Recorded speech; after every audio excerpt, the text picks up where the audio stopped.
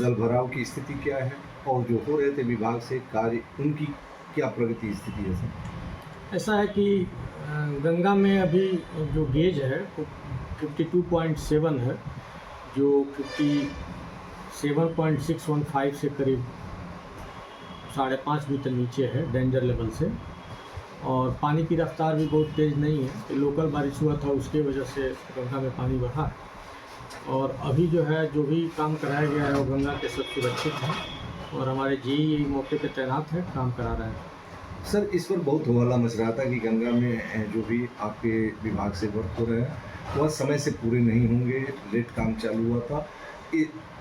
इसको लेकर के ग्रामीण से लेकर के आम जनता में चर्चा का विषय था। आज उसकी स्थिति क्या है, हम कहाँ तक पहुँच गए काम में से? ऐसा है, नौरंगा का काम हम लोगों ने पूर्ण करा लिया है और चक्की नौरंगा का काम भी पानी के लेवल से करीब 4-4.5 मीटर ऊपर हम पत्थर का काम करा रहे हैं, पिचिंग करा रहे हैं। नीचे का लॉन्चिंग अपन पूरा डाल चुके हैं, तो सुरक्षित स्तर पर है।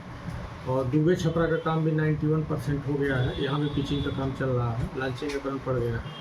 तो गंगा पर और सिमरिया गरेरिया का भी काम लगभग पूरा हो गया है। तो गंगा पर इस प्रकार हम काफ़ी प्रगति किए हैं। सरजू पर हम लोगों ने जो परियोजनाएँ बनाई थी उसमें पोखरा टोला के पास की परियोजना बहुत पहले पूर्ण हो गई थी, समय से पहले पूर्ण हो गई थी। और चांदपुर महाराजपुर की परियोजना पूर्ण हो गई थी।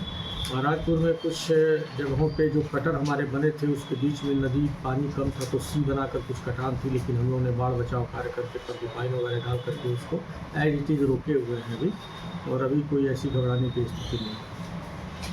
जैसे कि कहा जा रहा था कि कुछ स्थानों पर कटान हो रहा है, तो क्या वहाँ पहले से कोई प्रोजेक्ट चल रहा था या नहीं चल रहा था? नहीं, कुछ स्थानों पे जो कटान हो रहा है जैसे गोपाल नगर टाड़ी है, भोजपुरवा है, वहाँ पे हमारी कोई परियोजना स्वीकृत नहीं है।